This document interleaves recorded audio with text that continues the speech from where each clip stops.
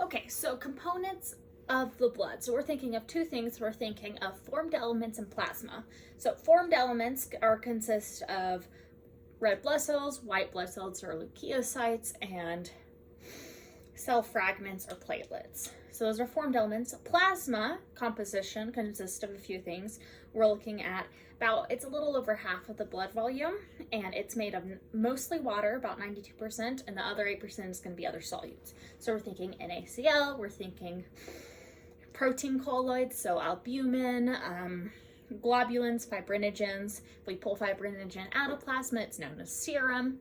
And that's good because fibrinogen is clotting, so it prevents blood from clotting. So it removes that icky, annoying element while giving us all the good proteins. And that's why we pull it out for plasma during transfusions and stuff. Okay, so that's components of blood and plasma. Next, let's talk about red blood cells being removed. So there's this white blood cell known as a macrophage. And macrophages are very large and they like to eat foreign material. And so in your bone marrow, liver, and spleen, that's where we'll see these. But your spleen, so it kind of has like a little net that blocks stuff from going through. It's a filter, and it filters out, normally red blood cells are biconvex shaped, and if that changes, then the spleen catches them and filters them. So if you have a little filter here, only the happy red blood cells get through it, and the sad ones are going to be blocked. And so what your macrophages do is they just gnaw along the membrane, and they munch the filter, and they munch those damaged red blood cells. So when we're doing that, we're going to see a couple things happening.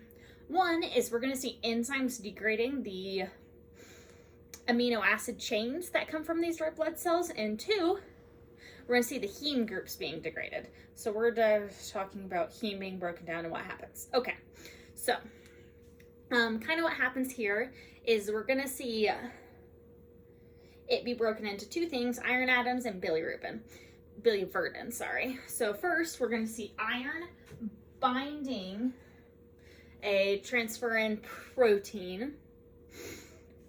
Okay, so what happens to iron? We bind a transferrin protein, we transfer into the bloodstream, we're reusing it. So iron is just recycled.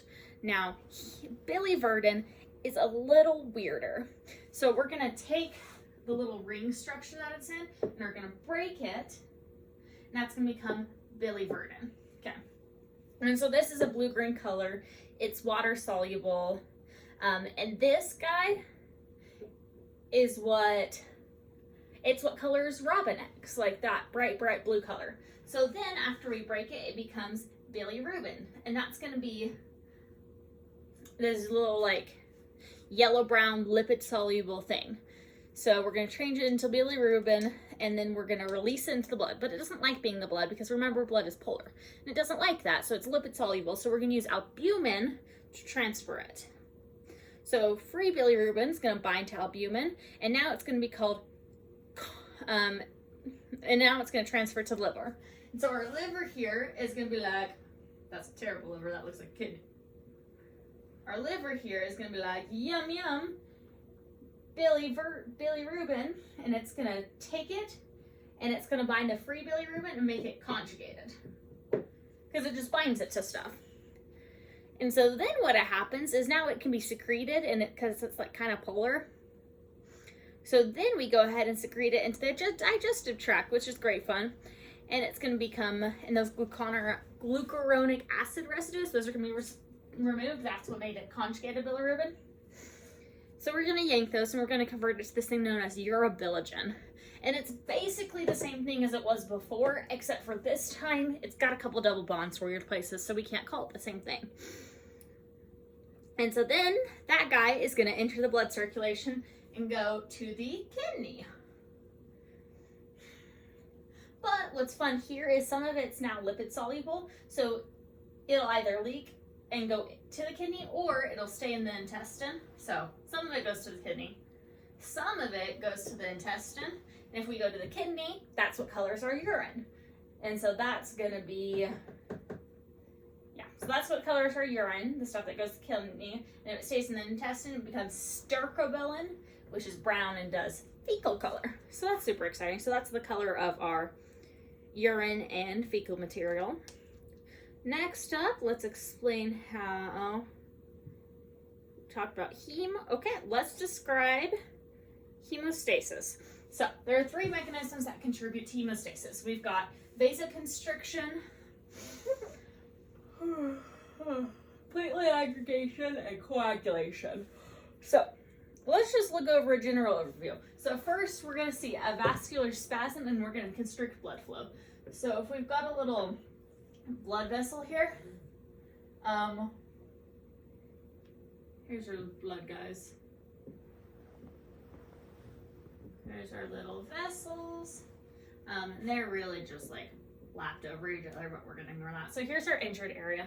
So the first thing that's gonna happen is vasoconstriction. So we don't want this area being super dilated because then more stuff leaves. So we constrict it with something known as a vascular spasm.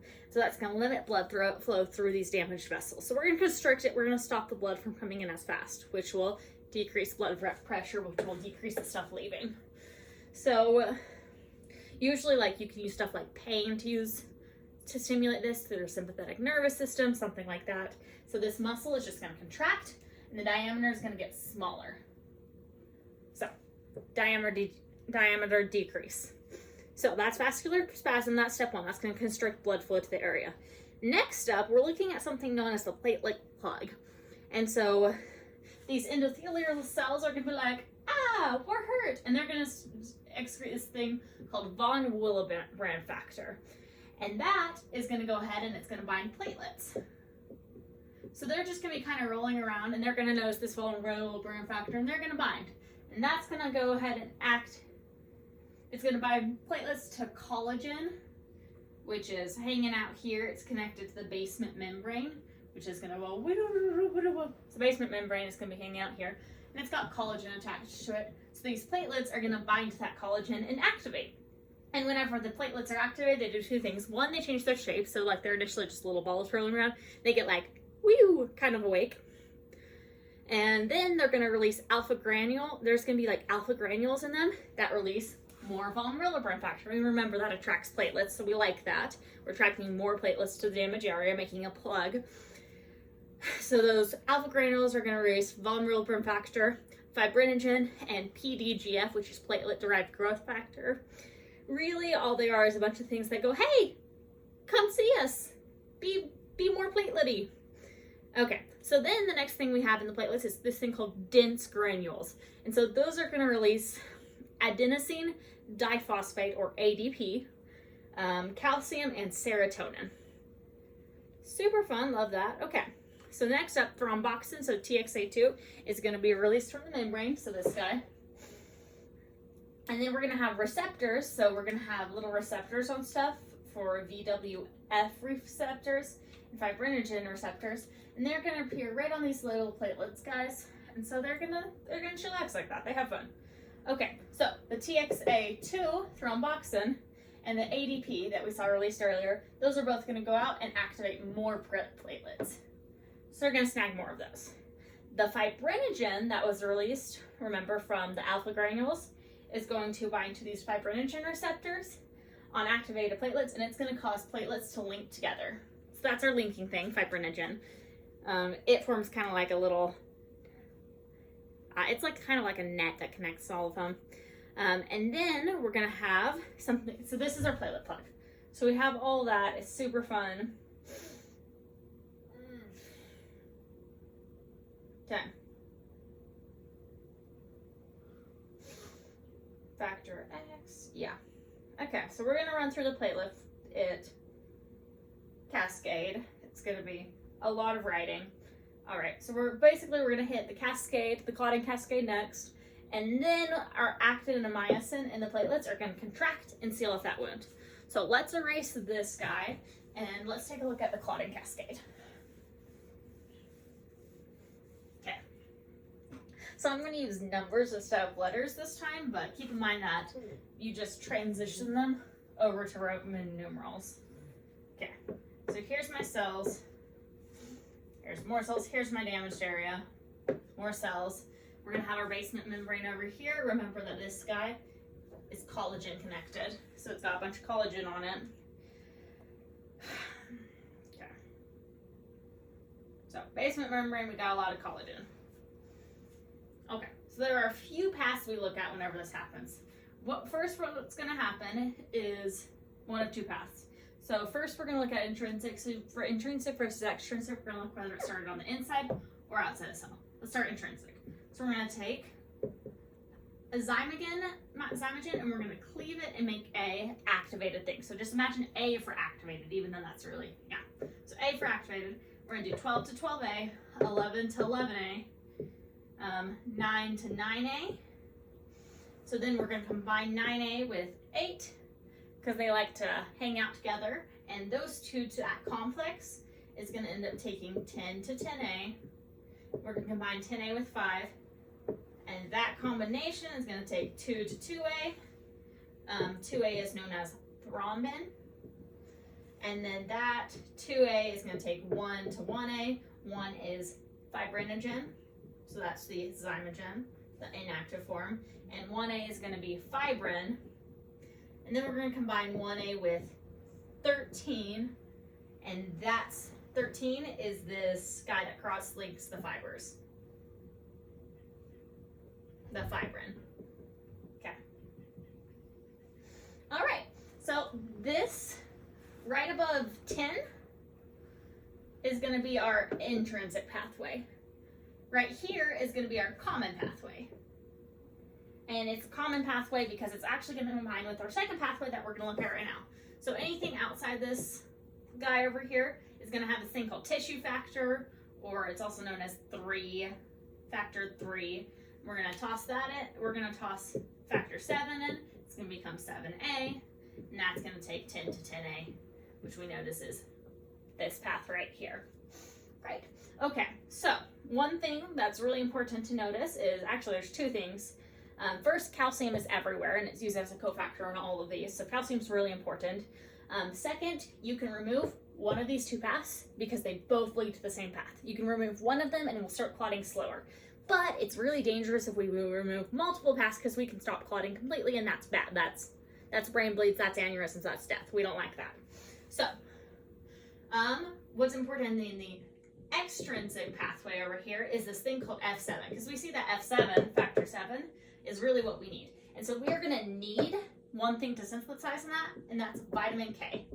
So vitamin K is fun because if you have no K, you have no extrinsic pathway.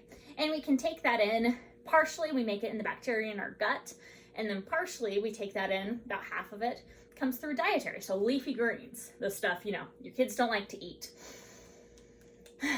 Okay. And the drug that would kill that is this thing called warfarin or Coumadin, yeah. And that's gonna destroy vitamin K. So that's just gonna, it's just gonna break bonds in places that we don't want bonds broken and make it unusable. So, and for this guy, extrinsic pathway, we're thinking PT test. That's what we're testing on for the extrinsic pathway, is the PT test. That's really important. Okay. Then, for intrinsic pathway, this is broken down by heparin. And heparin is just going to break down a lot of these different factors, so it doesn't really matter which ones. It breaks down everything. And the test for this is the PTT test. And we think PTT because the T's are hugging. They like each other. And heparin is intrinsic. Yeah, and also there is a pair of T's, so heparin. Yay, so fun. Okay.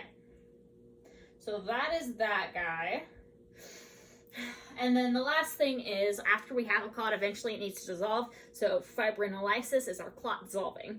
And there's a couple things we look at with that. One is plasmin, which is an enzyme, and it's going to degrade fibrin. So we're going to take, so basically we degrade this fibrin stuff with plasmin, which is an enzyme. And plasmin, just like all these factors, needs to be activated. So we usually start with plasminogen, which we're going to turn into plasmin, which is our active form. And so this guy, plasminogen, is synthesized and released by the liver. And the thing that's going to take it and convert it to plasmin is this thing called TPA, or tissue plasminogen activator. Really simple, I know. And this guy, the guy that cleaves it, that breaks it open, is produced by endothelial cells. And it's actually accelerated by fibrin. So fibrin really causes its own death. It's A little suicidal, but you know, aren't we all? And it's given to patients. You can give it to people whenever they've got like a clot in their body, something that broke off, and that'll work on dissolving that, which is really cool. So I think we covered everything. Yep, coagulation, intrinsic, extrinsic, common. Okay, that wasn't that bad. We covered everything. Have a good night.